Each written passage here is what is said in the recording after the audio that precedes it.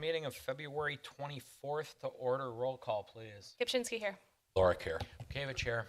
Guzikowski here. Oldani here. Seipert here. Chandler here. Okay. Approval of minutes, January the 27th, 2026. Everybody wants to take a moment.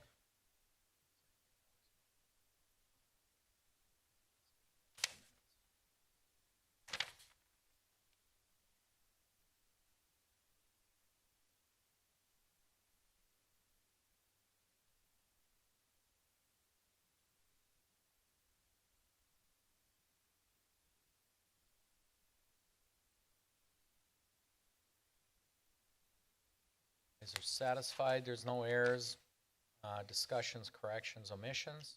Motion. Seipert moves to approve the minutes of January 27th, 2026. Guzikowski will second.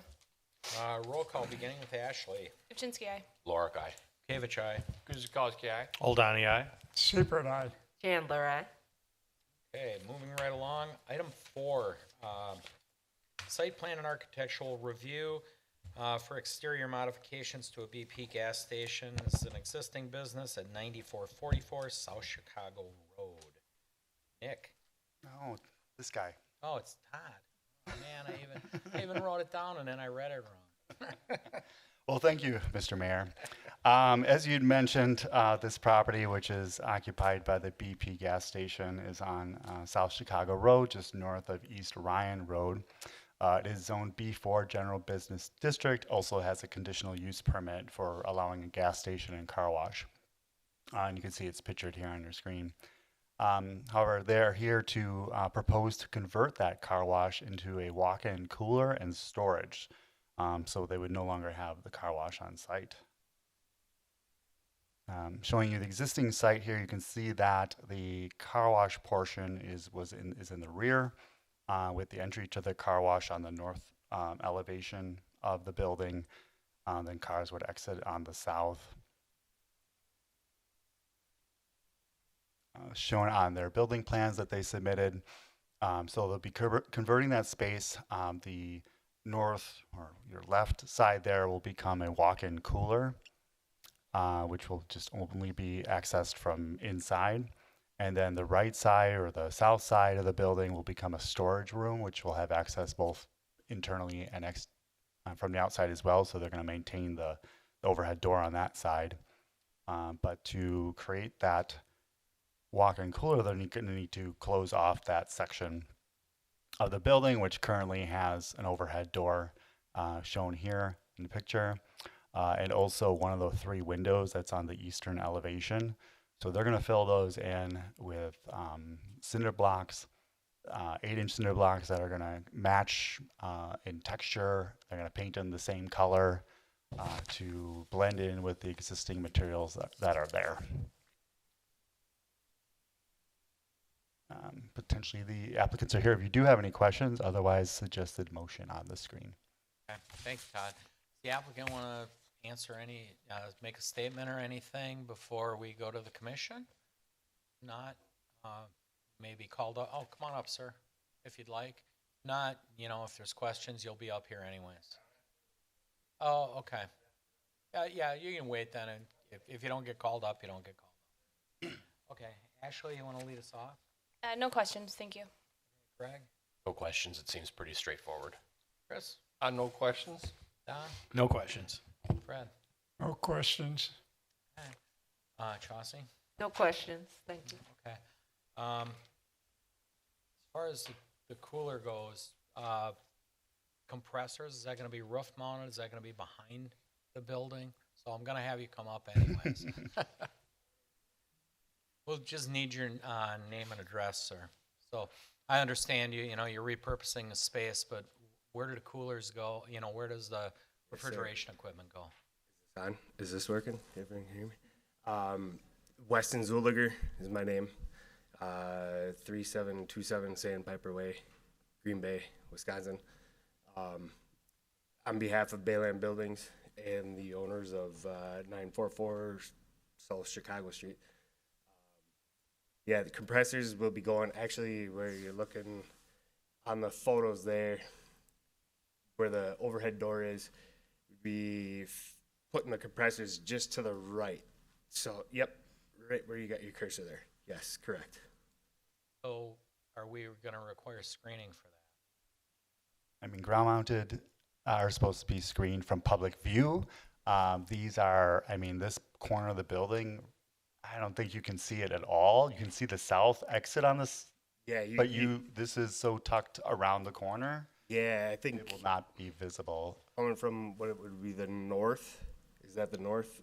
Coming Yeah, from the so north. coming yeah, down here, I mean, coming you from the can't north. see it. Oh, You're not okay. gonna see them. This is sunken, Yep. this trail, and so you can't see. Yeah, they'll be tucked in that inside corner of the building, so they really won't be visible to. Will they fit on that grass? Well, I guess it doesn't matter because it's gonna be Right. okay. Fair enough. Dumpsters are, where are the dumpsters for this? Right here. Oh, right there. Okay, yeah, I'm not gonna nitpick it, but it's pretty well out of there, but normally we would ask for screening on those. Okay. Not only for aesthetics, but so you can secure them as well. Understood. Yep. I mean, even a little fence around them wouldn't be a big deal. So. Okay. Yeah, with that, I don't have any other questions. If there's no further questions, motion. Seifert moves that the Plan Commission approves the site and architectural plan for exterior modifications to BP gas station, an existing building, a business located at 9444 South Chicago Road with the following conditions. 1, that all relevant code requirements remain in effect.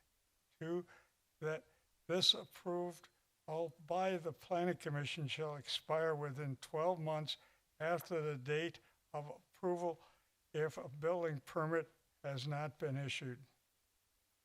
Guzekowski will second. Roll call, beginning with Greg. Lorick, aye. David, aye. Guzekowski, aye. Oldani, aye. Seifert, aye. Chandler, aye. Shinsky, aye. Okay. Moving on to item Appreciate it. Thank you. Item 5, official map amendment. This is a proposed amendment to the official map affecting properties located at 3810 East American and 9050 South Annette Place and 8950 South Chicago Court. This is submitted by James Matthey and Max Sadek from Milwaukee County Department of Health and Human Services. And we'll be doing number 6 as Oh, well during this. And we'll also do 6 as well. We're taking them together because they're so interlaced. And then 6 is preliminary subdivision plat, and it's a review of a preliminary plat for Garden Medley Estates, a single-family residential subdivision to be located 3810 East American, 9050 South Annette Place. And once again, it's submitted by the Milwaukee County Department of Health and Human Services. Now it's up. Now it's me, yes. Thank you, Mr. Mayor. And so these properties that you just discussed are just mentioned. They're shown here on the map, east of Chicago Road, north of American Avenue. All of them are zoned RS4, single-family residential. The city's comprehensive plan designates future uses of these as single-family detached. And we have 2 proposals tonight. One is to amend the official map, which you'll see shows proposed future road pattern on these parcels. So they're looking to remove some of that pattern.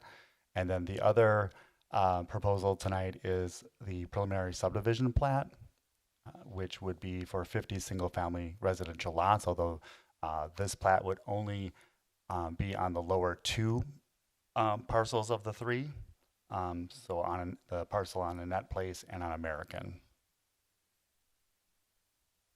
And so just an overview of the site. In total, the 3 parcels together are just about 34 acres. But the area that we're looking at, or they're proposing to be developed, is 22 acres in size. It also has, SewerPac did delineate wetlands, 6 areas of wetland on this site. The applicant, though, did apply for an artificial wetland exemption to the DNR, and that was granted as they not find historical proof of there being a wetland there previous to 1991, so they will not be required to follow DNR restrictions on that. And the current use of that property right now is just undeveloped wooded area. As I mentioned, it's zoned RS4, and so I have on the screen there, you can see what the maximum density allowed there is 5.4 units per acre. The minimum lot size is 8,000 square feet, and the minimum lot width is 60 feet.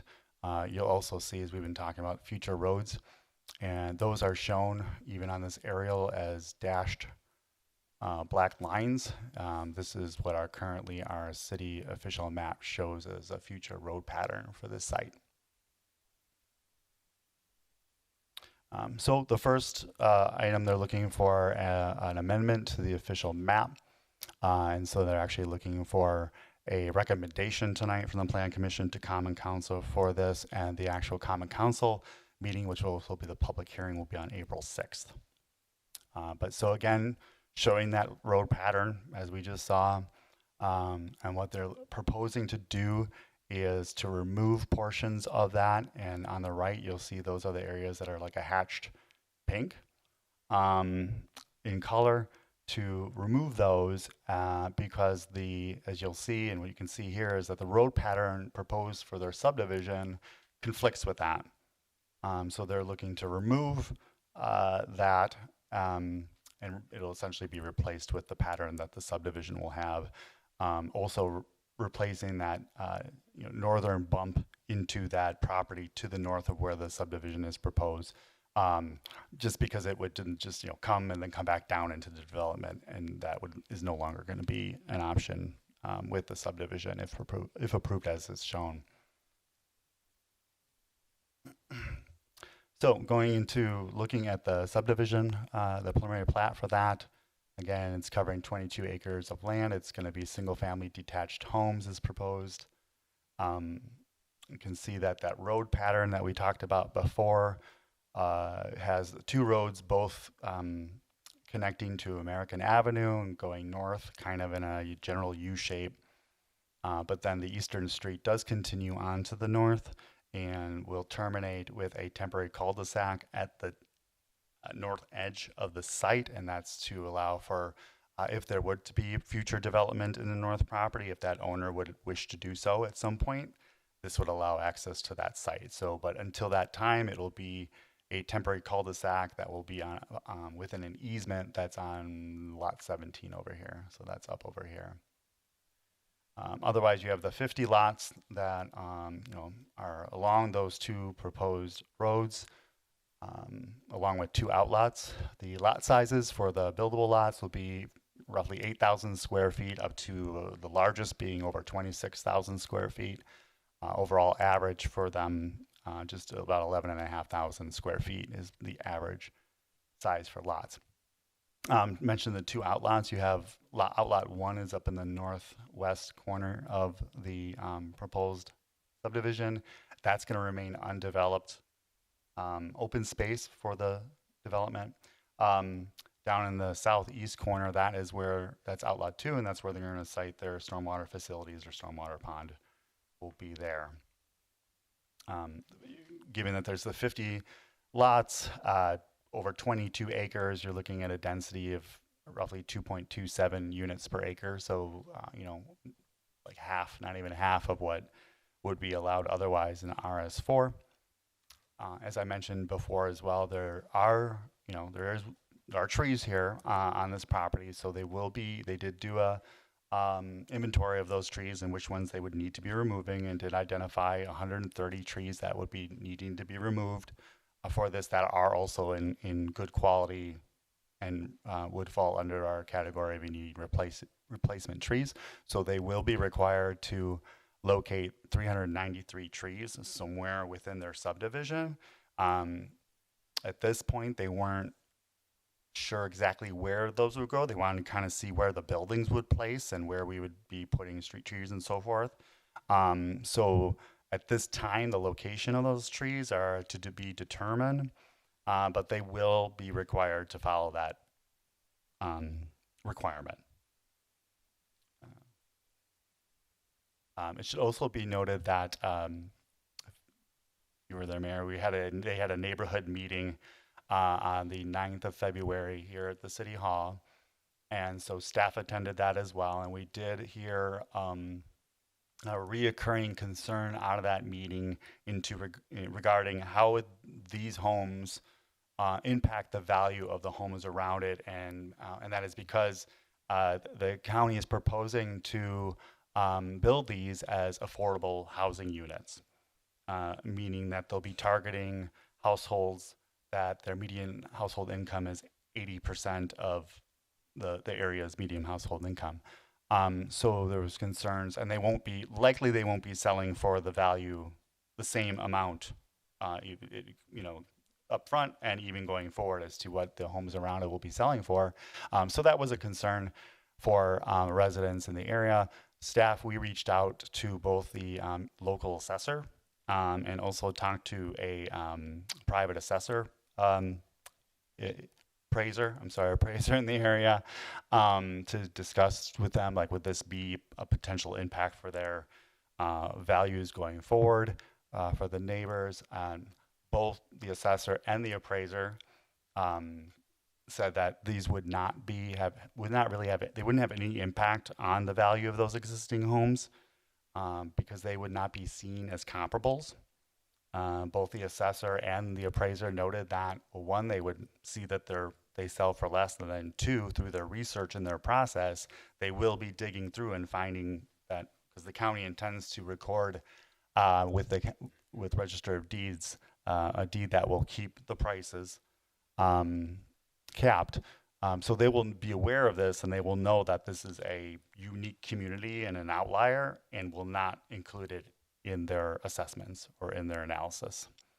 So, the applicants are here if you have any more questions about that, or of course the subdivision or the official map amendment, they're here. Otherwise, I have both suggested motions for item 5 and 6 on the screen. Okay. Thank you, Todd. We'll go to commission. Chauncey, you want to start out? Sure. My questions were answered with the review, so no additional questions. Thank you. Fred? I'd just like to know what type of homes that they are building. Are they 2-story or are they single-story? Are they 1,500 square feet? We'll let the applicant answer that. Name and address.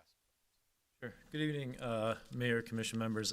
James Matthey, 600 West Walnut, Milwaukee, Wisconsin. Max, do you want to introduce yourself? Yep, Max Sychak, 600 North Plankinton, Milwaukee.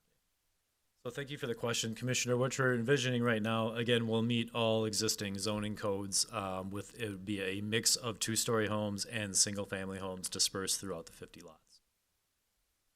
How many square feet are these homes?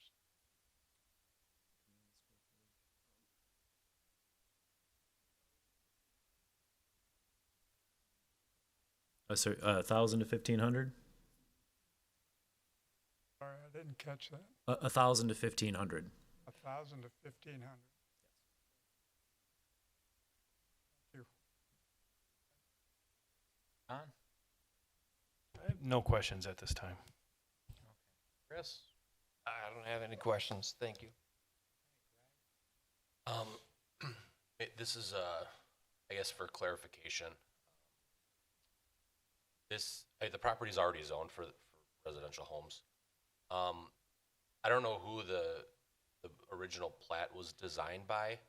I guess since we're discussing the plat and the official map of the area, I mean, typically when you add on homes, similar homes to the area, the city really likes to see interconnectivity of the roads.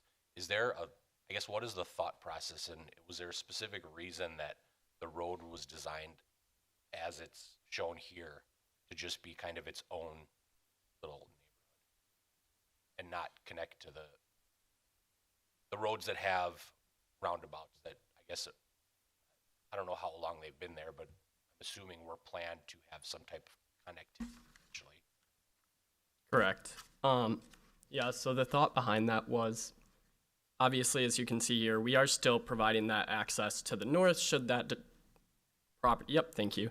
Should that parcel be developed, we are maintaining that right of way that could eventually extend Annette Place to the north.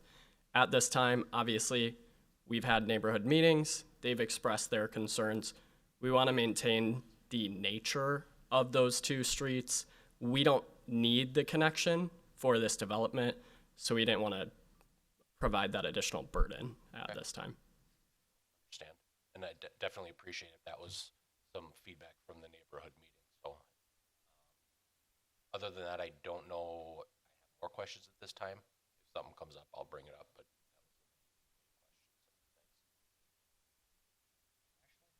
I do not have any questions at this time. Okay. I was at the neighborhood meeting, so a lot of the things I've heard before that you guys didn't have the privilege to do. So, just a little bit of history on this. The county does own this land. It was foreclosed on some 30-some odd years ago, whatever intent and purpose. And the county always thought that it wasn't buildable because of the land condition. A lot of people thought it was dumped on. But the county did get some money to look county-wide at all developable property that they own. And it came up that some of this was buildable. So, they are partnering with Habitat for Humanity. It's kind of an important point. So even though it's plotted out for 50 homes, whether funding for Habitat ever has it, the plot will lay out for 50 homes. Could happen over the course of many, many years, what have you. So that's kind of the extension to the north as well. So they're developing what they can. And after they did all their environmental tests, I forget the exact acreage, but there was only a little bit of it that was non-buildable, that couldn't be done. It's different, and just to elaborate a little bit more on what Todd said, because there were a lot of questions about the value of these homes and what they would be. The homes would be built by Habitat. There's sweat equity in it. You have to qualify for this. There's educational programs that go along with Habitat. And then, of course, the homes get built. And what makes them affordable is they're going to build a house. And the building costs, just use some rough numbers, will be $200,000 to $250,000 on house value. Well, the county's going to own these lots, and they will put a deed restriction on it, a cap, so somebody can't come in, buy up these cheap homes for $250,000 and flip them. The next person will have a chance to have affordable property as well, and the county will set that rate of what the land escalates at. That's why there'll be non-comparables to everything in the area. So, because there were a lot of questions about the tax base, and I was close with it.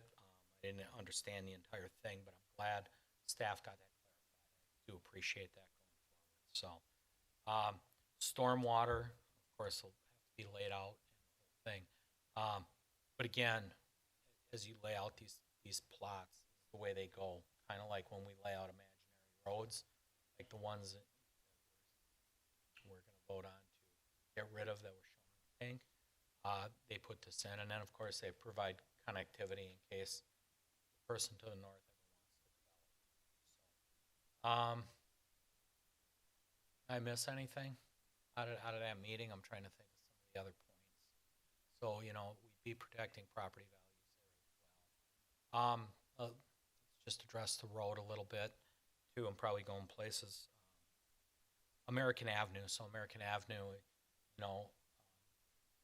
if warranted right now, we'd have to do traffic counts and what have you to see what would happen.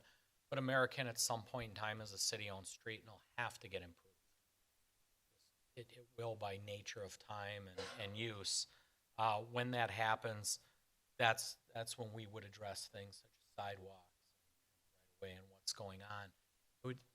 Not saying it's impossible, but with the train trestle there, it's going to take a lot of coordination to see American all the way from 32 to 5th Avenue get improved that way. We also talked about a sewer line. So they're going to enlarge a sewer line basically from Fifth Avenue, west to, where does it go? About the railroad trust, to accommodate that as well. 'Cause we're worried about stormwater and what have you. And I believe that's what the utility came up with there. So that would also fall on the county as well, which would not be a burden to the city. Trying to cover everything I can because it's really not a public hearing. So at this time, I don't know exactly where the funding will take Habitat, but I think between the infrastructure and what they have, you wouldn't see 50 homes going in there like a typical developer that's there to turn those lands and put those homes in as quick as possible. Am I fair in that assessment? Yeah, that's correct, Mayor. It would take quite a long time to develop all 50 homes. Everything else will be built to city spec and code. Yeah, I mean, they will be required to follow code. There will be no beauty or changes in that, so. I see Alderperson Marshall in the audience. Am I missing any points that maybe I should cover? Okay. Okay. Is there any other discussion now that I brought up some other points that you may want to discuss further? Yeah, go ahead, Greg. Regarding the tree preservation, obviously 393 trees is a lot of trees. Have you given any thought, was there any feedback given at the neighborhood meeting? Is there concern for, I mean, obviously this is a field going into now a subdivision. Is there any concern that, or request that there be any type of buffer with trees concentrated in any given area? Or have you not really thought about tree placement? 393 is a lot of trees. Yeah, to your point, it's a lot of trees. Pretty much obviously all of the open space we're gonna have to be going back through. The biggest benefit of tree plantings is along your perimeter. That's the part that we can't build on because you have setbacks and everything. So that's likely where we're gonna put the bulk of the trees, which will serve as a buffer. We're gonna have to take out some of the trees along the railroad. For grading purposes, we're probably gonna wanna put in as many as we can to, over time, strengthen that buffer. And is the 130 the two lots to the south, or does that include all three lots? It's just the two lots. Okay. They're not removing any trees from the Okay. north property. Thank you. Mayor, if I Yeah, go ahead, Jim. Mayor, if I And, could, Alderman, so I will say two different things. One of the things I think we're a little fortunate is not always the case that a local government's going to be building something like this. We're very fortunate. We raised an awful lot of federal money for this. So it's the reason we're able to take on expanding the sewer at our cost, the trees and all that. We have a total of $7 million of federal earmarks for this project, which we're really excited to invest in. The other thing I would say, we're not a typical developer. I've had separate conversations with some of the neighbors. If there's accommodations we can make extra for the neighbors, we're happy to do that. We're not a for-profit developer. So if we're hearing different things, or you all are, we're more than happy to try to work with the neighbors to, whether it's where the trees go or other accommodations, we're happy to listen to them. Don? Kind of a follow-up to your comment, it's going to take a long time to develop all the lots individually. Is the two plats, are those going to be, the land going to be prepared for all of it at once and then build as they come? Correct. Okay, thank you. Any other questions, discussions? Okay, seeing none, we'll motion on 5 and then we'll do 6 separately. Oldani moves that the Plan Commission recommends Common Council approval of an amendment to the official map affecting the properties located at 3810 East American Avenue, 9050 South Annette Place, and 8950 South Chicago Court after a public hearing. Seifert seconds. Roll call, beginning with myself. Aye. Kuzikowski, aye. Oldani, aye. Seifert, aye. Chandler, aye. Shinsky, aye. Lorick, aye. And now item 6, and that's the preliminary subdivision. Oldani moves that the Plan Commission recommends excuse me, that the Plan Commission approves the preliminary subdivision plat for Garden Medley Estates, a single-family residential subdivision to be located at 3810 East American Avenue and 9050 South Annette Place, with the following conditions. 1, that all relevant code requirements remain in effect. 2, that all water and sewer utility connections are coordinated with the Oak Creek Water and Sewer Utility. 3, that all required development and stormwater agreements are coordinated with the engineering department. 4, that a development agreement between the city of Oak Creek and Milwaukee County is executed outlining the planting of replacement trees to meet the city's tree preservation requirements prior to submission of permit applications. 5, that all technical corrections, including but not limited to corrections required for compliance with the municipal code and Wisconsin statutes, are made prior to recording. 6, that all revisions to the preliminary subdivision plat are submitted electronically to the Department of Community Development prior to the submission of permit applications. Seifert seconds. Roll call, beginning with Chris. Guzekowski, aye. Hold aye. Seifert, aye. Chandler, aye. Chinsky, aye. Lorick, aye. Bukevich, aye. So, just to be clear, we will have a public hearing on 5, April the 6th. April 6th, I believe. So I yes. know there's a lot of folks from the neighborhood Yep, here. that is a Monday instead of a Tuesday because of the election. Keep that in mind. It'll be a Monday versus Tuesday, due to yeah. election day. Mm-hmm. So,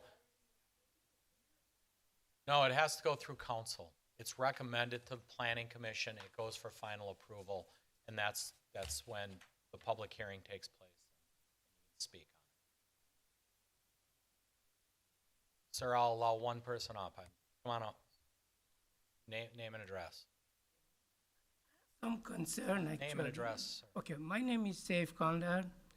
My property is on 9139 South 5th Avenue. If, okay. And I have a few concerns. I'm about maybe almost 5 or 6 row houses away from the railroad. Okay, I'm further east. You're towards 5th. You're on 5th. And even at that location, I have some concern because every so far when the train pass, even my upstairs windows start shaking, and I get even the noise in the floor everywhere. These houses that they are so close to the railroad, the mapping that you have, actually a bunch of these houses are being built against the railroad. Are they considering to take a look at some of the special need to have on those houses to be sure not having the same situation? That's one. Second question I had, even though I'm 5 rows away from that railroad and close to that border on 5th Avenue, I'm having a lot of problem with sewer problem over there. And every so often I get about 3 or 3.5 foot water against my house.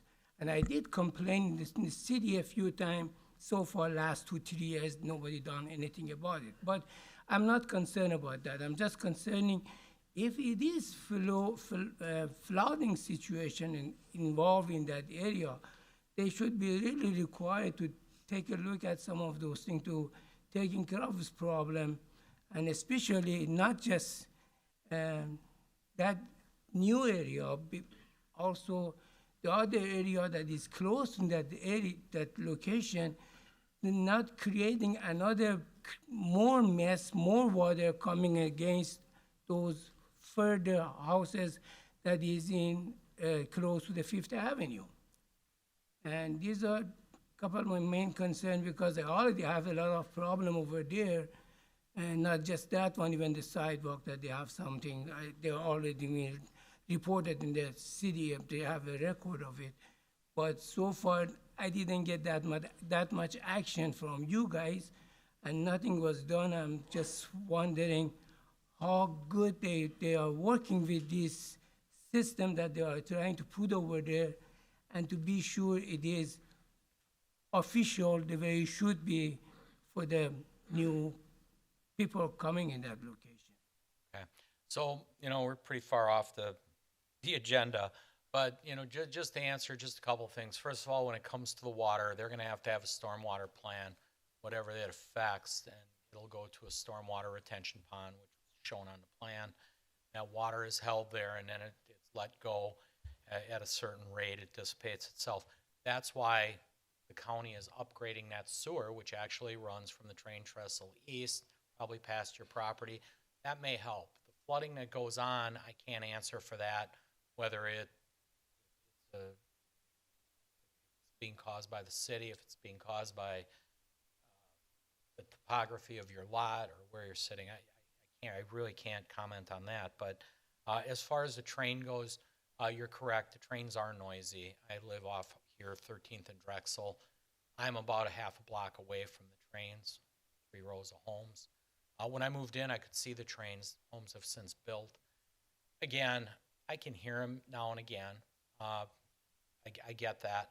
But there are homes that chose to build right on those tracks. And like everybody else, like yourself, you made the choice to kind of move towards that train. Now, how they build the homes, hopefully they're structurally built and that sound is reduced and the windows don't rattle. But again, the people that qualify for these homes will have a choice to move there or not.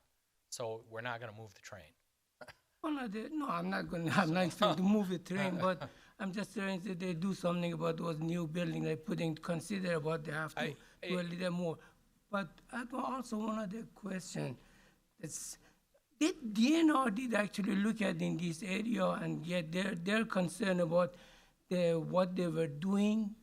One of my main concern is, and we are the one we actually trying to take over all those other living that was existed over there before we move here, such as we have in that little location, and even in last couple months I've seen a bunch of wild animal living over there. We have actually as far as a lot of turkeys, deers, and even black squirrel. That was really, I never seen it somewhere else. And they were living in that location that we are trying to destroy them and get rid of them. And we are actually taking over from that. But the only place that these animals they have is just jumping in front of the cars. We are taking all those places away from them. Did DNR actually did take a look at this other situation before it gave approval to all these houses? Again, nature finds a way, but thank you for the comments. I appreciate it. Okay. We're going to move on with the agenda. Right, Thank you. very much. No, it's not, folks, I should have never started with that. So you'll have the public hearing. But anyways, we're getting way off topic. So I'm going to get back to the agenda. So we are moving on, and we are at item 7, correct? So our next item 7 is conditional use permit with conditions and restrictions. To review a request with conditions and restrictions for ground-mounted solar collection systems at Milwaukee Metropolitan Sewer District. This is located at 8400 South 5th. Nick. Thank you, Mr. Mayor. So as you said, the applicant is requesting a conditional use permit to allow for a ground-mounted solar energy collection system located 8400 South 5th Avenue. This parcel is zoned I-1 institutional, and it's located in the far northeast corner of the city, along Lake Michigan to the east and South Milwaukee to the north.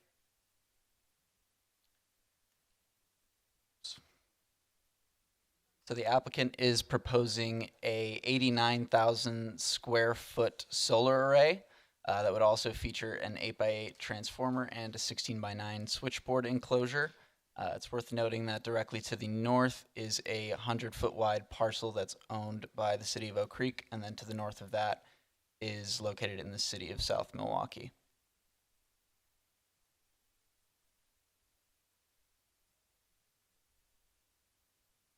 So the applicant is proposing screening for the solar array. you can see that it would be 2 rows of arborvitae that would be approximately 10 feet tall, and that would be located on the western edge of the solar array between the solar array and the public right-of-way along Fifth Avenue. Staff is recommending full screening of the solar array, which we will get to in the conditions and restrictions. Oh. Thanks. The applicant was granted 3 variances by the City of Oak Creek Board of Zoning Appeals in January of this year. The first of which allows for the solar array to be located between the principal structure and the front property line. Code would normally permit it only in the side and rear yards. The second allows for a solar panel height of 9.75 feet. Code would normally only allow that to be 5. And then lastly, allowing for a 0-foot setback from existing wetlands. And you can see in the site plan here, there are some wetlands that are located within the solar array.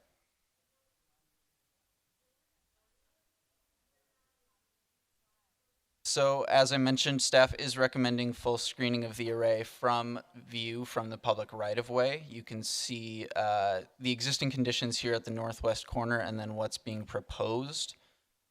The vegetation that you're seeing on the left side of the screen of the existing conditions is on that City of Oak Creek owned parcel.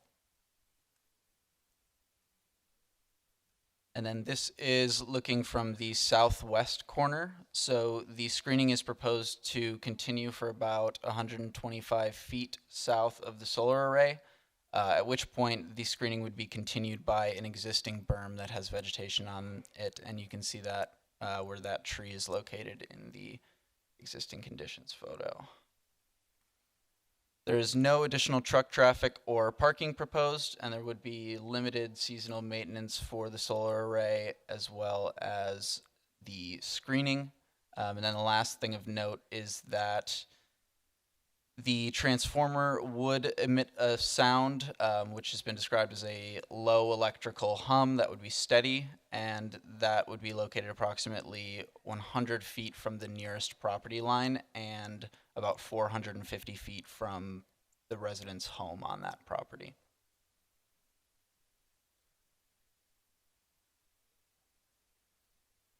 So here are some of the relevant conditions and restrictions, including the area of the solar array, limiting the area to what is proposed, as well as the size to approximately 89,000 square feet, as the submitted plans show. And then second, that all components of the approved ground-mounted solar energy collection system that are visible from any public right-of-way must be screened from public view. And again, staff is recommending that that include the northwest corner. The applicant is here if you have questions, and otherwise the suggested motion is on the screen.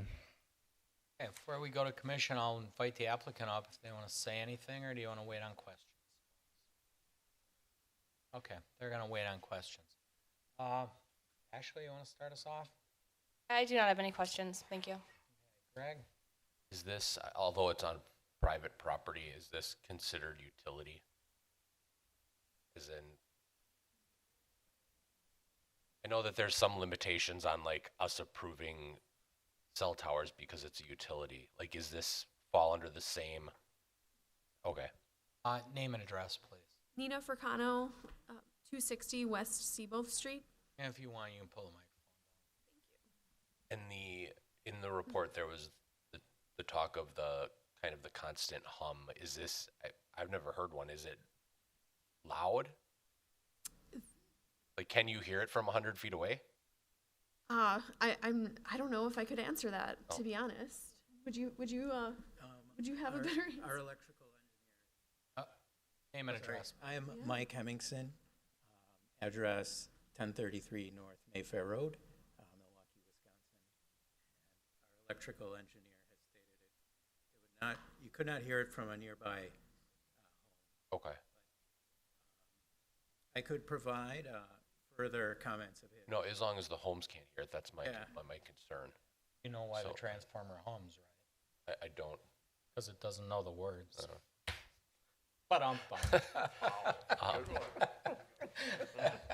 I just had to get it out there.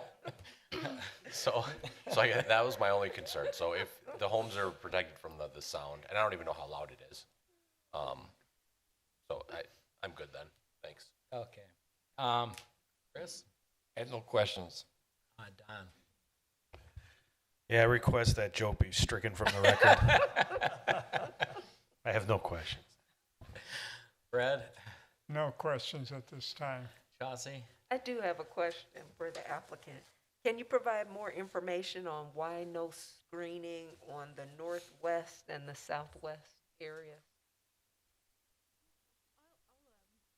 And one of the considerations for the trees that we're proposing trees as a form of screening for this proposed development, we have to take into account shading from the trees and where the panels can be constructed relative to any trees that would provide shading. So we are mindful of, limiting the solar panel array to a footprint that wouldn't require more removal of trees. So there could be some possible shifting to the south if we were to accommodate additional screening and additional trees that would provide the screening that we would need to the northwest. So we're considering multiple things, shading being one of them, and minimizing the removal of existing trees being another one. Does that answer your question? Yes. Okay. So if trees, it sounds like are an issue because of the shading, so what's the recommended option instead of trees for screening? Because if I'm understanding this correctly, it is a requirement for the northwest side. Is that correct? Yes, that's correct. Okay. And the screening does not need to be done with trees. It could be done with slats and fences, just as an example. And again, this is just screening from the public right-of-way, so we're specifically referencing what you're seeing on the screen, which is just that corner there, until it's completely not visible from the public right-of-way. So based on that, so what's the plan for screening if trees aren't working? Sure. So I guess we're still evaluating options to fill that gap. And we'll continue to look into the option of trees, but we're still refining the design to include that. Thank you. So very quickly, if you're not familiar with MMSD, MMSD runs its facilities, both Jones Island and South Shore reclamation plants, right now at about 30% green power. Between solar and methane gas that's taken off the landfill and pumped all the way down here from Muskego. So I'm glad to see that they're continuing their mission to go green. And I think the applicant made it pretty clear, that's why you see solar arrays in wide open farm fields. You can't have, it defeats the purpose of going solar if you're shading it from the sun. So I think we have to come up with a compromise. Maybe the slats can do it for the first 25 feet back or whatever it takes on that vision triangle to accomplish their goal. I think the arborvitaes serve the purpose on, that would be the west side, going forward until it picks up that berm. I would, I wouldn't hold it up. I would continue to work, allow staff to work with the applicant, come up with an acceptable means. Yeah, the other thing I'll mention is that this would be going to council for approval, and this Oh. is just for the use, and then they would be back at Plan Commission for site and architectural review. Oh, So the perfect. details on how they're going to Oh. screen it can be addressed later Oh. on as well. Thank you for that correction. I appreciate that. Yeah, I'm glad to see the use. Like I say, we need all sorts of power. We need by all means. There isn't one source that can do it all. So between wind, solar, and existing gas and coal, until we find something cleaner, better that can serve our purpose, it all has to work together. MMSD is kind of a good example of that. Okay. Any other discussion? Okay. Seeing none, motion, please. Seifert moves that the Plan Commission recommends that the Common Council approve a conditional use permit for a ground mount solar energy collection system at the Milwaukee Metropolitan Sewage District located at 8400 South Fifth Avenue after a public hearing and subject to conditions and restrictions. Guzekowski will second. Roll call beginning with Don? Voldani, aye. Seifert, aye. Chandler, aye. Kupczynski, aye. Laura guy. Kavich, aye. Chris? Guzekowski, aye. Okay, that's all right. That was 7. Let's get to 8. Review of a request to amend a plan unit development in an overlay district, a PUD, for the proposed multifamily residential development for all or portions of the property located at 7330, 7478, and 7546 South 27th Street, submitted by Mark Lake, LLC. This is in the 2nd District, Aldermatic District. Christie. Thank you, Mr. Mayor. If you wouldn't mind, I would like to present 8, 9, and 10 together, and then we'll have separate motions in the middle of the presentation, please. Okay. Thank you. I will read off item 8 as requested. It is a plan unit development amendment, and this is to request an amendment to the plan unit. Oh, that was 8. We're going to go to 9, and that's to rezone these properties on all portions of the properties located at 7332, 7430, 7478, and 7546 South 27th Street. And they will go from RD1 to Family Residential District to RM1 Multifamily Residential District, once again submitted by Mark Lake. You're going for both of them. 8, 9, and 10, 8, 9, and 10. please. And then 10 is plan unit development. And again, it's to request to establish, rezone all portions of the properties located at 7332, 7430, 7478, 7546 South 27th Street, the Plan Unit Development Overlay District, this is a PUD, for proposed multifamily residential development submitted by Mark Lake. Now you can have it, Christie. Thank you, Mr. Mayor and members of the Plan Commission. You may recall that this very large, extensive project was before the Plan Commission in July, and then a public hearing was held in September for to make some major modifications to approximately 115 acres on the east side of 27th Street, north of Drexel, land currently owned by Northwestern Mutual. However, a conglomerate partnership between Wangard Partners and Seatman Realty are proposing a massive residential development in this area. So those previous approvals earlier in 2025 rezoned the land. So now instead of like 10 different zoning districts listed, I only have 3. We've got the RM1 multifamily district, RS2 single family district, and some floodway that are impacted by the current applications before you. What they're proposing to do is, at the time, 2 PUDs were established. They're requesting to amend one of those PUDs. And then they are requesting to rezone one particular area from RS2 to RM1, and then also to establish a 3rd new planned unit development district. So this is what's before you is the original proposal from 2025. They broke this this development into areas, and in your packets I included an area map, which you may want to look at and follow as I'm talking here. So area C North included 96 units, so 2 3-story, 48-unit multifamily rental buildings. Area C South included 4 3-story buildings for a total of 192. Area D included 4 2-stories, like the stack flat walk-up rental type of buildings with 104 units. And areas E and F, kind of smack in the middle, it was noted that neither Wangard nor Seatman specialized in side-by-side condos, but that was the conceptual plan for that middle area, and they anticipated maybe about 50 condos. Condos could fit in that middle area. And on top of that, along the eastern edge of the property were 97 single-family lots. So the PUD amendment is for area D, south of what's called Prairie Wind Boulevard, the new east-west leg connecting 27th Street to IKEA Road. The amendment is adding a clubhouse and a pool as an accessory building option. The second application is to rezone area EF.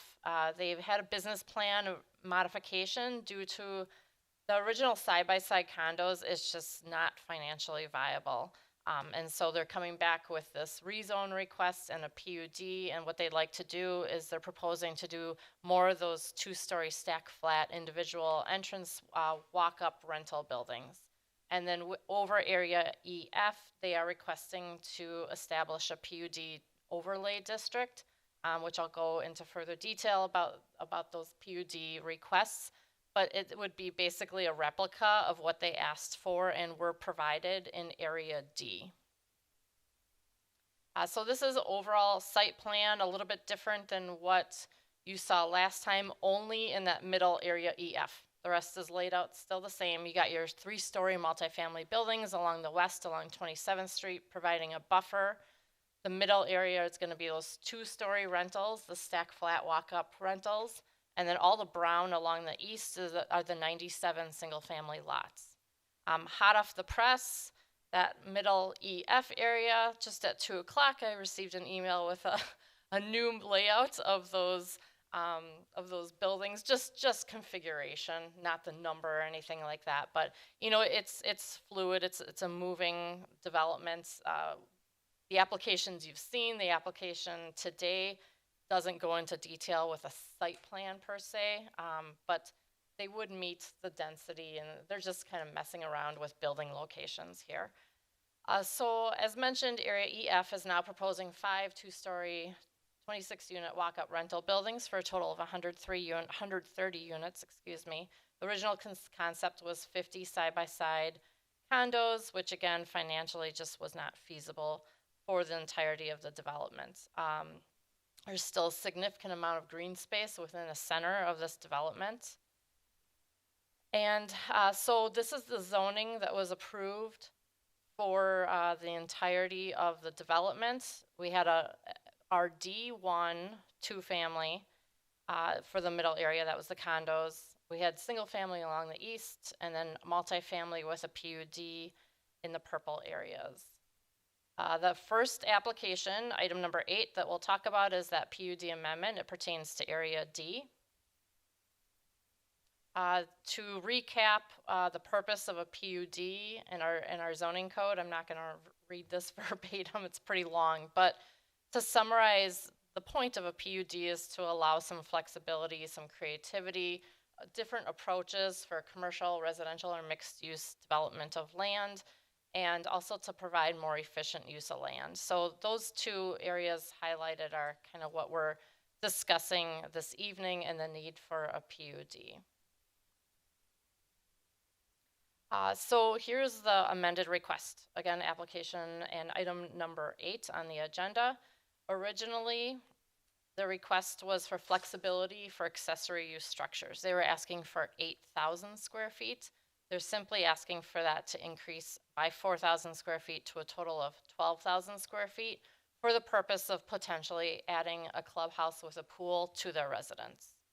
So that is purely application. The first application, the planned unit development amendment, is simply amending this one section of the flexibility that was already provided by the Plan Commission and Common Council by increasing the accessory use square footage. So with that being said, that concludes item number 8, and before you is the action item if the Plan Commission so chooses. Otherwise, I am happy to answer any questions. Questions, No questions, thank you. Fred? No questions. No questions. Yes. No questions. So I have no problem increasing it for the purpose of the clubhouse and the pool area, which they want to add. Is that spelled out?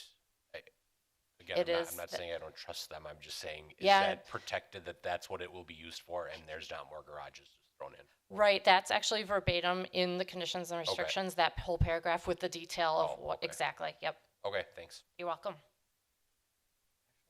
No questions. Greg kind of took care of everything, I think, from my perspective. So should we move on 8 right away? Yeah, we should do the motions individually. So let's do a motion on 8. Oldani moves that the Plan Commission recommends Common Council approval of a request to amend the Planned Unit Development Overlay District, PUD, for a proposed multifamily residential development for all or portions of the properties located at 7430, 7478, and 7546 South 27th Street after a public hearing. Lorick seconds. Roll call, beginning with Fred. Seifert, aye. Chandler, aye. Chinsky, aye. Lorick, aye. Gavich, aye. Guzekowski, aye. Oldani, aye. Okay. And then item 9, Chris. Thank you. So item 9, the second application is to rezone area EF. That's that middle area, highlighted, hatched purple area. It's currently zoned RD1, 2-family, and they're proposing to rezone that to RM1, multifamily. So in the end, you would only have 2 different zoning districts, RM1 and RS4. Of course, a few PUD overlays, but overall only 2 zoning districts rather than the original 3. So this is the area we're talking about for this particular application. This is just a little over 17 acres in size. Kind of repeating myself here, but area EF is now being proposed with a stack flat, 130 units. So therefore, the multifamily residential zoning is needed. The proposed zoning rezone does meet the requirements in the Chapter 17. It meets density and setback restrictions. We'll talk about PUD requests on the next application. Agenda item, excuse me. And so with that, the proposed motion is in front of you. If you have any questions, I'm happy to answer them. Okay, questions? Ashley? No questions. Greg? So this is just this is rezoning Rezone only. for the Area. side-by-sides EF, yes. to the multifamily? To the multifamily. Okay. Correct, yep. So I guess I'll just voice a concern. Obviously, if it's not financially feasible, we want this to move forward, and I don't necessarily have an issue with it. I will say that it's somewhat disappointing, and I wish it would have worked out. It seemed like a great flow to go from multifamily to side-by-side to single-family, and now it seems like it's just going to be more dense multifamily all put in there, and then single-family homes are going to be right next to that. So begrudgingly, I mean, I'll support this because we want this property to move forward. I think it's still going to be a successful and popular area, but it is disappointing that it's no longer allowed to remain the smaller side-by-side layout that it was. So that was it. Chris? No questions. Don? No questions. Fred? No questions. No question. I don't either, but I do agree with Greg. I think it was a really nice transition. Soften that somehow. I don't know how you do it, but I do agree with that.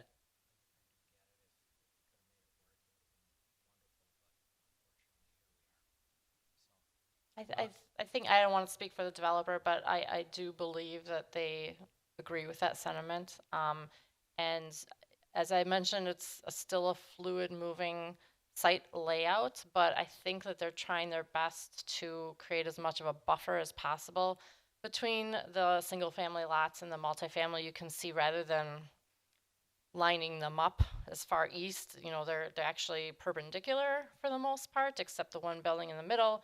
But then you can see that they're strategically putting the garages and the headlights to not go into those backyards of the single family with the layout that you see here. But again, I don't want to speak for the developer, and they're here, of course. They can speak if you have any direct questions for them. But I think overall they also wish that side-by-side layout had worked. Understood, and obviously I still think it'll be engineered or designed appropriately to make up for that. I just don't want this to be the first step. I mean, I've seen other developments where they keep coming back, and I don't want the multifamily be successful and then unable to figure out a way to buffer single family lots that are right there. Because I think removing those single family lots in my mind would be a no-go. I think those are extremely important, specifically in that area to the north with a neighborhood and a street right above that. and then along the Folk Park corridor area. So those, I think if that were the change, it'd be a no for me. But being that this is ultimately a side-by-side to a multifamily, I can deal with it, and I think they'll appropriately design it to buffer that area. Yeah, Don? Maybe as a peace of mind for everybody up here, maybe a little explanation of why it became economically infeasible, because at one time it was, right? I mean, otherwise it wouldn't have been in the design. It was going to happen. Just so we know we're not, a change of heart and you just want to jam more people in there. So I think an explanation might help us out a little bit. Sure. I'm John Seatman, West 220 North 1433 Westwood Drive, Waukesha. We are half of the development program here, and the EF section has been a challenge for us because we are developing condos, side-by-side condos out in Heartland, and we're finding that it's extremely difficult to build them on an economic scale that makes sense. So we notice that. We know that the market here is different than Heartland, and given that fact, we don't think that those were viable at all. So it just couldn't happen. But our specialty is not really side-by-side duplexes. Our specialty is single family, and that's what we bring to the table here. And our number one concern with this whole thing is buffering between these two. And we too thought that the transition between the single family and the multifamily was, or the two families and fours was extremely important, and a nice buffer and a nice succession of housing styles. But it just couldn't work, unfortunately. This is the most expensive portion of the entire 116 acres to develop, namely because of the grading and the stormwater and the sanitary lines that have to go through it. So it got to a unit cost that was exceeding anything that was viable. So this was the only way to do it. So was there something like unforeseen, like, well, I guess what I'm getting at is at one point you guys had it in mind that it would be economically feasible. Throw us a bone. Like what was it that changed, or what was it that you thought would be and now it isn't? Just so we have an understanding. Sometimes things look great on paper, and then when you pencil them out, it just doesn't work. And when we went through all the numbers, we just found that the cost per unit was exceedingly high for the 2s and 4s. It just couldn't happen. That's my best example. I don't know what else to say. I wish I had a... More expensive than you thought it would be. Yeah. I mean, you could build them, but you'd be underwater before you even sold them. So it just wouldn't work. As a quick follow-up, I don't want this to come off negative, and I'm not trying to be rude. I'm not a developer. I don't build homes, but I know what I would look for when I buy a home and what value lies in the lot that I live in and things of that nature. Is there any thought or any concern that it's going to be more difficult to fill these single family lots that now abut up to a multifamily building than they would have if it was a smaller building as seen from their backyard? And that's coming from I believe that multifamily buildings serve a purpose and people want them. I have no problem with them. I just know a lot of the feedback from residents because I hear it every day. I can't imagine many people are going to be looking at fairly expensive brand new homes that have that right in their backyard and say, oh yeah, this is where I'm going to live. That's a great point.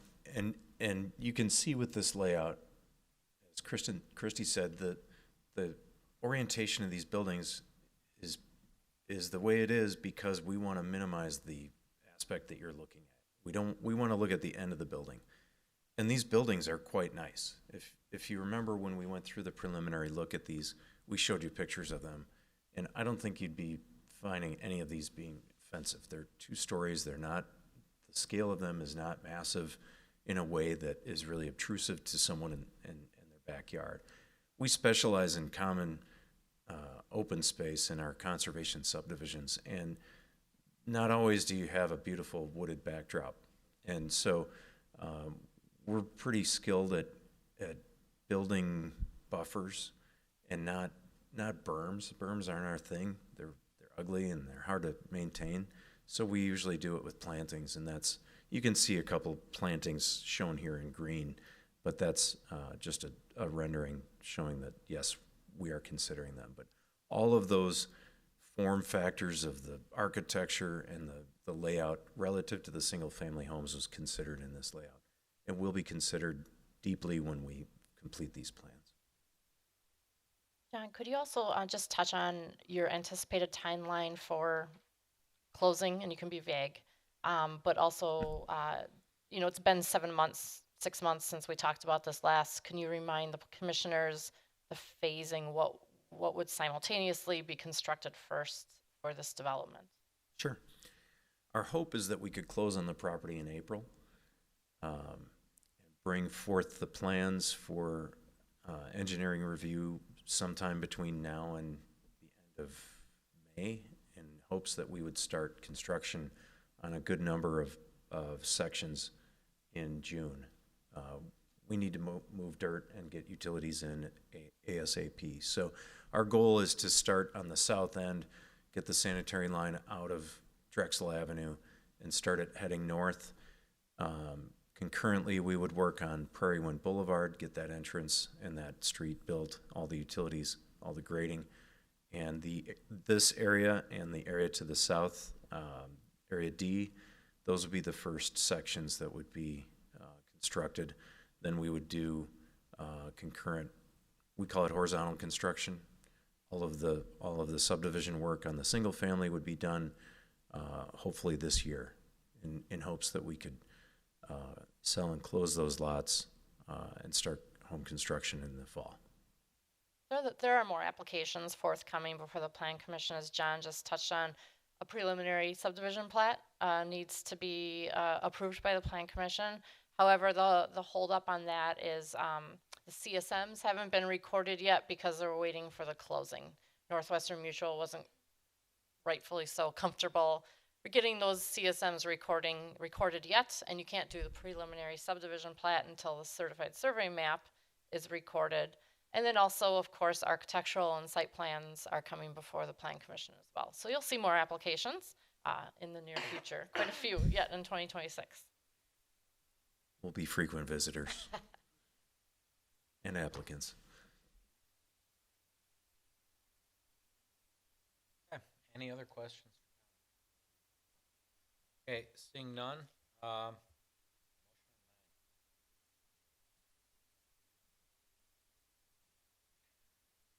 a motion to put on the screen. Oh, I'm sorry. Hello. I don't have a packet. I'm sorry. There you go.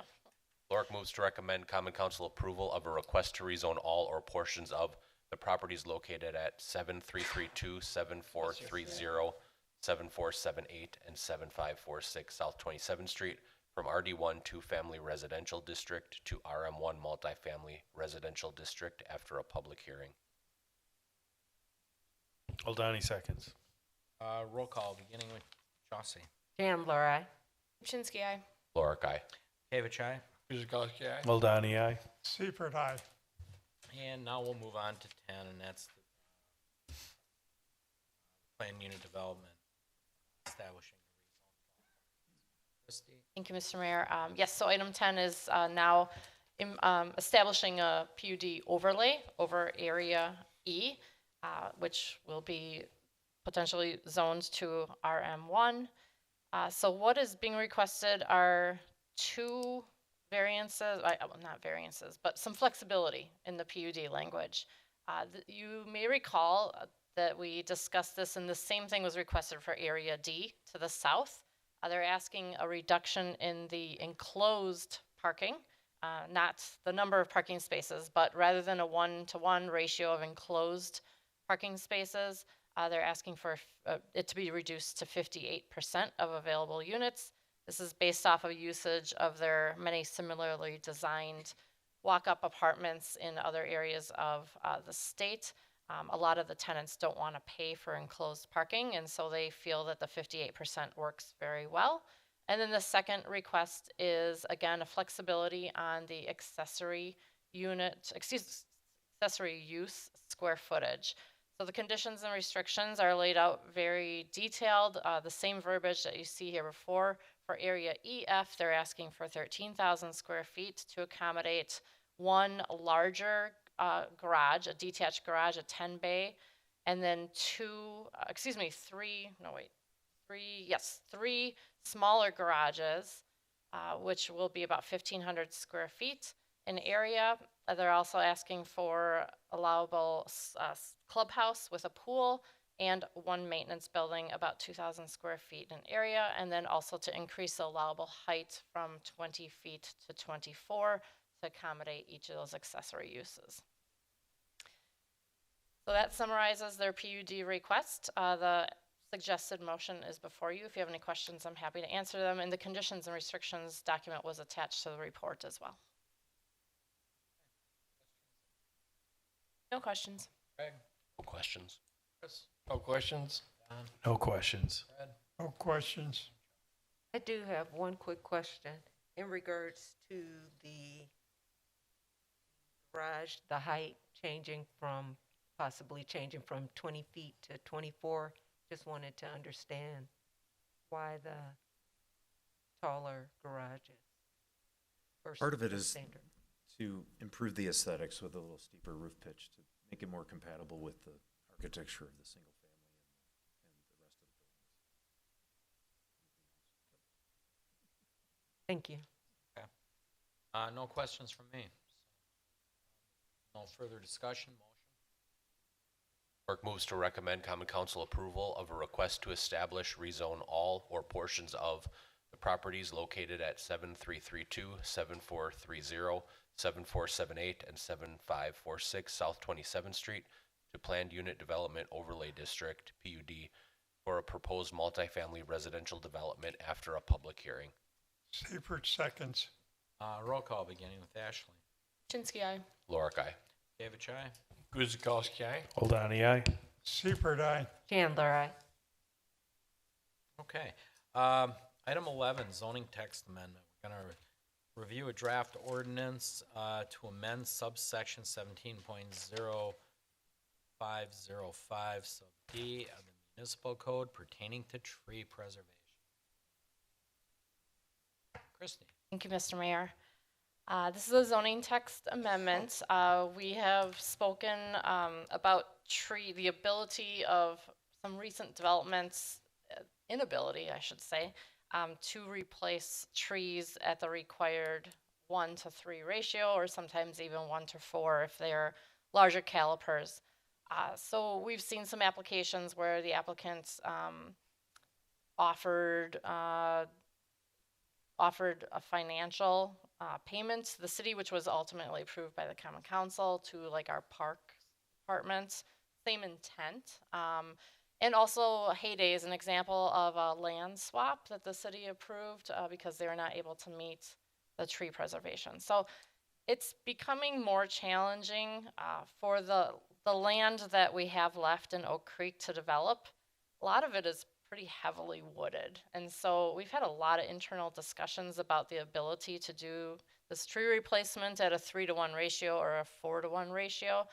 And so after some lengthy discussions with department heads and some of the elected officials, staff is proposing some modification to reduce the replacement to a 2-to-1 ratio for your standard 12 to 29 inch caliper trees, and then a 3-to-1 ratio if it's a very large tree, 30 inches in diameter or larger. So that is the first section of the proposed modification. The second section is adding this paragraph 5, basically an opportunity for a developer to present an alternative that still meets the intent. While the city has practiced this once or twice, it's not in writing. And so to be safe, it should be in writing. An opportunity, we're not suggesting what that alternative is that a developer should present. It'll be up to them. And then ultimately, if that any developer is requesting basically a variance or an alternative option that meets the intent, it would need to be approved by the Common Council through a development agreement. So that is the zoning text amendment before you to reduce the number of replacement trees and then also to put in writing that the developer may present an alternative option if they cannot meet the tree preservation ordinance.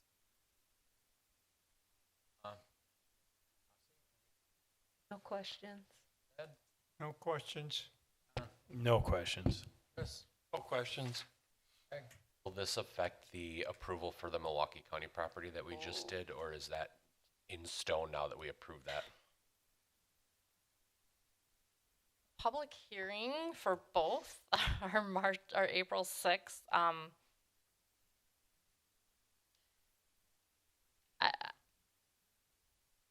Great question. Because if they can fit those trees and they're willing to do it, I want them to put I them think in. that would, they're saying they can do it. I think that the city would prefer that if they can do it, do the 3-to-1 ratio. Yep. So I mean, I'm fine approving this. I just don't want them to find some type of loophole and say, well, now this is your Sure. code, this is what you're doing. So Well, you know what? The Plan Commission approved a preliminary subdivision plat tonight, subject to a tree preservation, a layout of the trees being provided at some point. So I would suggest that approval came. It was tonight. What is before the council is just an official map amendment. It has nothing to do with tree preservation. So I would say that they would fall under the 3-to-1 ratio. Okay. And then the other thing is, I know I bring this up when we talk about trees, and I'm fine with the reduction because I do know that there's been, sometimes it is a lot of trees that aren't going to fit on a property. But as far as the alternative, I don't know if this is something that could be looked at to even add, but if there's a way to somehow word, if the alternative is financial in nature. City attorney doesn't want that. Okay. She and I vetted this pretty well. She does not want to. She doesn't want to open that offering, open the door. Well, then maybe I'll just say this, and that's on the record. Sure. If there is an alternative that's considered that's financial in nature, I think at a minimum, it should be for the cost of the trees that would be needed for replacement. So, yes, so it's not looked at as an alternative to not plant just so they can save money. I think the money should be donated somehow, whether it's an art installation that I know that was brought up, some type of metal trees art installation, or money donated to the park so we can plant the trees in the park system, whatever it may be. I just don't want it to be looked at as developers offering alternatives just to save the money. That's good guidance even for staff because someday when a developer asks us, we can state that Redwall would be an example on 6th Street. They actually got a cost estimate of that replacement. And if I remember correctly, that dollar amount essentially is what they had offered to the city. So, but no, that's really great guidance for staff to understand, what you would be comfortable with. But as far as the reduction to 3 and 2, I'm fine. No questions. So the reduction, 3 to 2, it's all good. To get on Greg's point, I was going there too, where the very last sentence, the developer presents an alternative that meets the intent of the pre-preservation requirements, or possibly provides public beautification alternative means. And Greg kind of alluded to that. In some cases, it could help the forestry. It could help our forestry department in some way, shape, or form. And that could include everything from yearly plantings to equipment to beautification projects. So if we decided to, take an outlot and make a park at park out of it, put in benches or artwork or what have you, it would provide an alternative means, as Greg said, playground equipment, something like that to benefit the department, or maybe the park impact fees are starting to run low. Because in some cases, like everybody else say, put them at the lake. Great idea, but quite frankly, we can't plant at the lake. And our canopy is very strong, and then every year leaf pickup becomes something. So we may want to put in rain gardens or prairie grass or things of that nature along the lines. Again, it would probably meet the tree preservation, but it isn't tree for tree. It's a different type of conservation or beautification within the city. So, I mean, I'm not going to hold it up here. It will go for recommendation, but when you do talk to the city attorney, get her opinion on that as well. Okay, I will do that. All right. We need a motion on that, correct? Or are these just topics for recommendations? Oh, recommendation, yes, sorry. So, Look how slow I am. There we go. okay. Motion, please. Seifert moves the Plan Commission recommends to the Common Council approval of an ordinance to amend subsection 17.0505 paren D of the municipal code pertaining to tree preservation. Guzekowski, a second. Roll call, beginning with Greg. Lorick, aye. Kavich, aye. Guzekowski, aye. Oldani, aye. Seifert, aye. Chandler, aye. Chinsky, aye. And again, before it does go to council, just consult with Melissa and see. I just don't want to paint us into a corner again where, you know, we're limited as to where we can go with that. Take, for example, Ryan Road had a beautification area that we were going to do Drexel. Maybe that could be redirected at some point in time as future projects come along. But anyways, enough of that. Item 12, and that's another zoning text amendment. It's to draft an ordinance to amend the tables 17.0340 sub B and 17.034 sub C pertaining to various uses, restrictions, and to amend subsection 17.0409 relating to vehicle-related use standards to amend section 17.04. She'll let you read this. 1.4 relating to the accessory use standards and create subsection 17.0804 sub E sub 12 and subsection 17.0804 sub G sub 7 relating to approval expirations and to repeal amendment various subsections in Article 10 definitions of the municipal code. We should have just said we're going to go over the zoning text amendment item 12. Sorry for the tongue twister. That's okay. Thank you. Believe me, it's been like 6 months of rewording this title here. But thank you for that. So we held a workshop, right, in January. And why are we here? Why are we discussing this zoning text amendment? So the city's strategic plan from 2023 to 2027 contains the following goal: preserve key real estate for developments that yield the highest value proposition to the community. So Oak Creek's running out of land. We're becoming very developed, and the land that's left is quite challenging, honestly.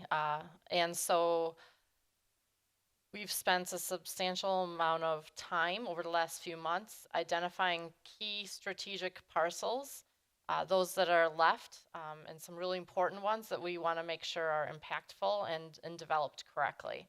Majority of those are zoned manufacturing and B4, which is our commercial district that allows the most amount of uses out of all of the commercial districts.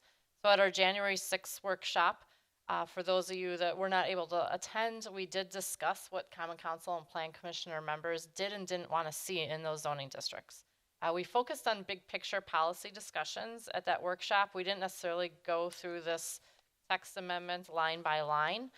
It was an exercise of policy and legislative control, and that is the beauty of the Plan Commission and Common Council, is that they can set policy of uses that are allowed in their city. Every city's different, and every city makes decisions on this is the type of use we want, this is the type of use we don't want. It's been more than a year now since we did our last zoning text amendment like this, where we said no more vape shops, no more pawn shop, or no, not pawn shops, cash for what are the quick cash places? Thank you, payday loans.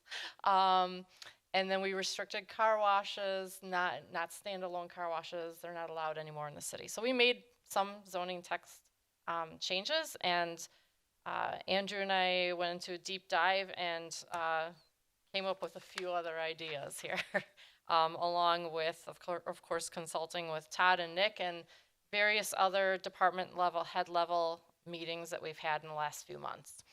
So we identified all key strategic parcels in the city. The left map, the black highlighted parcels are those that we feel that are obviously not developed yet, but they're in really important locations. They're in our gateways, they're on Howell, they're on Ryan, and they're very visible. And you can see of all of those highlighted on the left side, look how many are zoned B4 and M1. The majority of them are. And so with this information, we decided to not necessarily take the route of making a change to zone or rezone each of these parcels. That would be a major overhaul and probably overstepping our, that would be too much to go and do a major sweep. But what we can do is we can control the uses that are allowed in the B4 and M1 district. And that's what we have before you. So the three of us receive a lot of inquiry phone calls about the following uses, and many of these happen to be for some of these key strategic parcels. Fuel sales, gas stations, drive-through restaurants, cafes, fast food type of restaurants we have a lot of them in Oak Creek, right? Do we want more? Warehousing or logistics, self-storage, auto body, automobile mechanical repair, assisted living, nursing care, senior housing, vehicle rentals, U-Haul truck stations. So is this what we want to see more of in Oak Creek? The limited land that we have left? This is what we talked about at that workshop. So I also want to talk about the type of value that some of these uses bring to the city. So gas stations, on average, this is all the gas stations in the city, value about $1 million an acre. Fast food drive-throughs, a little bit more, $1.1 million per acre. Financial institutions bring in a value of $1.5 million per acre, again, averaging what we have here in the city. And then you get your mixed-use multi-tenant commercial buildings are very valuable. They bring about $2.6 million per acre value to the city. So again, we're thinking big picture policy of those uses, which is the most desirable. Probably not the gas station that's only bringing a valuation of $1 million per acre versus larger type of developments, mixed-use multi-tenant commercial buildings. So just something to keep in mind when we're talking about what types of uses do we want to see here. I already went over this slide. Again, this is a recap of what we had approved about a year ago, some of the cleanup that we did, tobacco stores, that sort of thing. So discussing tonight, I could go through this page by page if you want, and or I can just highlight some of the big topic, big items that we discussed. I would say, to summarize some of the bigger items, the commission, the workshop gave us the direction that we want to limit the size of drive-through buildings. We don't want any more, 5,000 square foot, I'm not going to say a name brand, but your typical fast food user. If we are going to get a drive-through development, a key strategic parcel, for example, would be the Prairie. Eventually that whole hard corner of 27th and Drexel, that's slated for commercial development. We haven't really talked about that yet. We've just been talking about residential, but do we want to see the 5,000 square foot drive-through restaurants? Because they all want to be there, believe me. And so what the workshop, they gave us the direction of, we could handle a drive-through, but it needs to be part of a bigger multi-tenant type of building. And so let's restrict that it has to be 15,000 square feet in area. So that's an example of a really big topic that we discussed and that is implemented here. Same with, let's see here.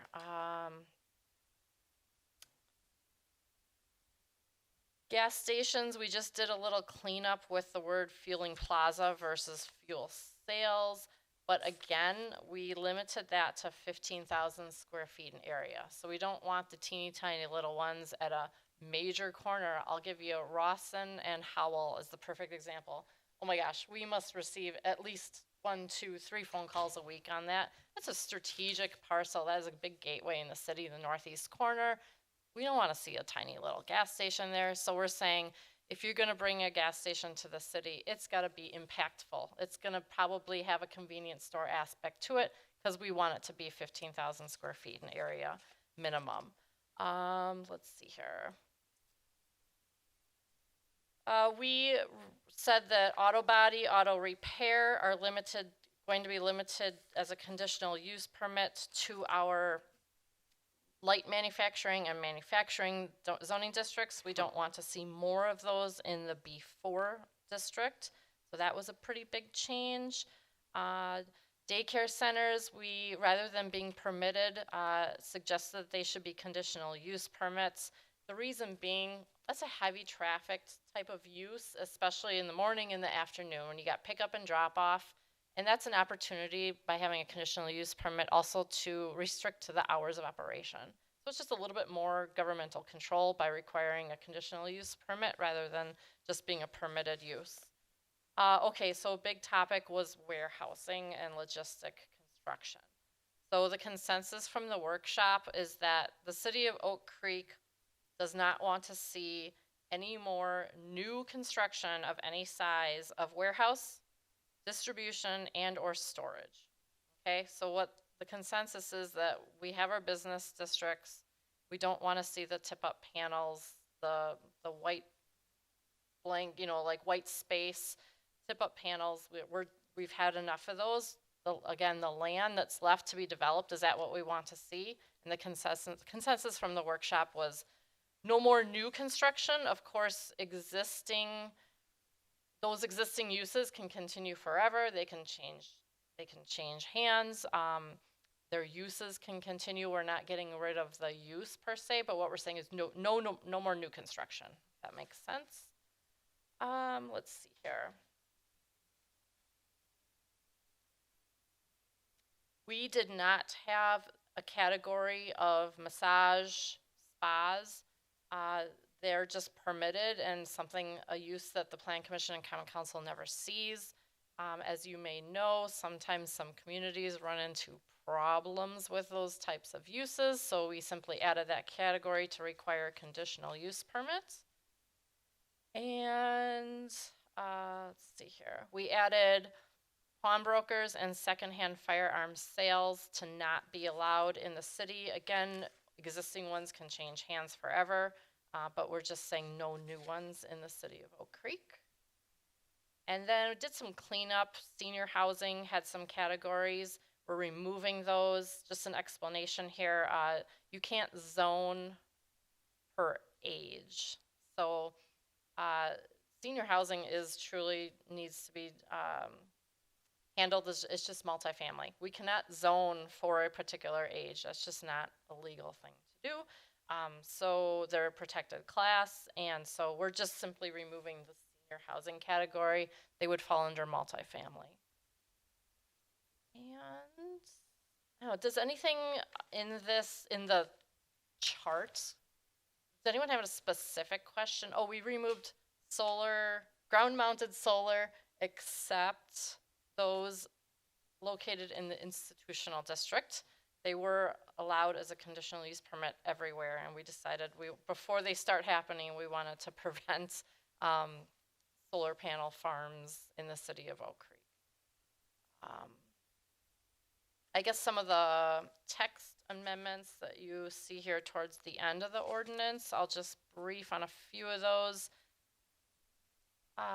Most of it is pertaining to just some cleanup and how text verbiage was impacted due to the chart, the table. One thing I will point out is we added a use discontinuance and also an expiration for Common Council and Plan Commission approvals. I'm not sure if you're aware, but there was never a restriction on approvals from the Plan Commission and Common Council. It never expired. So a project that came before Plan Commission 5 years ago never had an expiration date in our zoning code.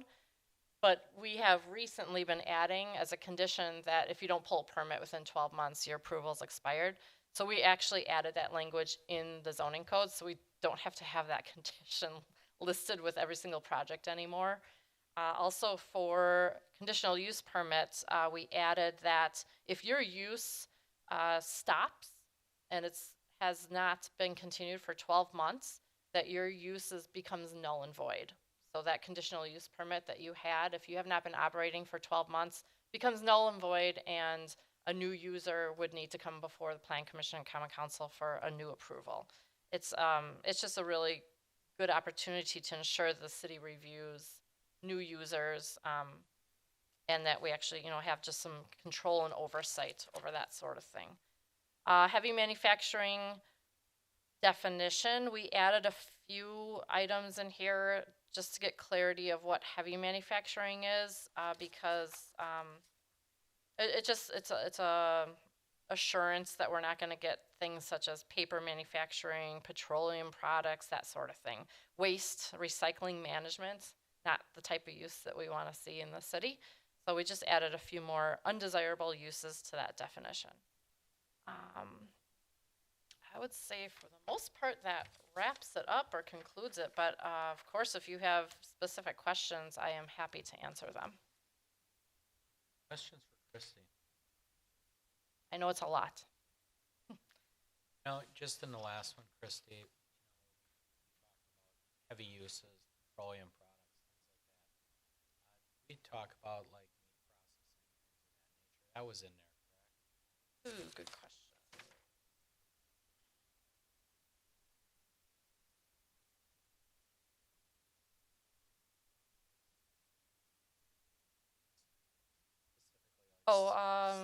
We have animal slaughter and processing, but that was already in there. It was in there. Okay, I Yep. guess that's what I was That was in there. referring- I guess that's where I wasn't sure. Not, not meat Slaughterhouses.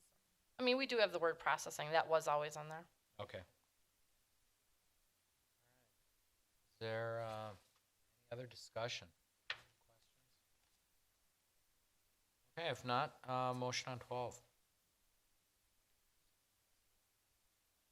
Bork moves to recommend to the Common Council approval of an ordinance to amend tables 17.0304 sub B, 17.0304 sub C pertaining to various use restrictions, to amend subsection 17.0409 relating to vehicle-related use standards, to amend subsection 17.0414 relating to accessory use standards, to create subsection 17.0804 sub E sub 12, and subsection 17.0804 sub G sub 7 relating to approval expirations, and to repeal or amend various subsections in Article 10, definitions of the municipal code.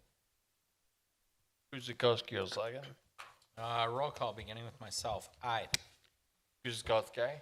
Oldani, aye. Seifert, aye. Chandler, aye. Kupczynski, aye. Lorick, aye. Okay. That will get us to adjournment. Nice job, everybody. That was kind of a long one. I think we did well. We had some pretty heavy lifting there, but very good. So I'll wish you all a good week and ask for a motion for adjournment. Seifert moves for adjournment at 7:45. Guzikowski will second. Roll call beginning with yourself, Chris. Guzikowski, aye. Oldani, aye. Seifert, aye. Chandler, aye. Kupczynski, aye. Lorick, aye. David Chai.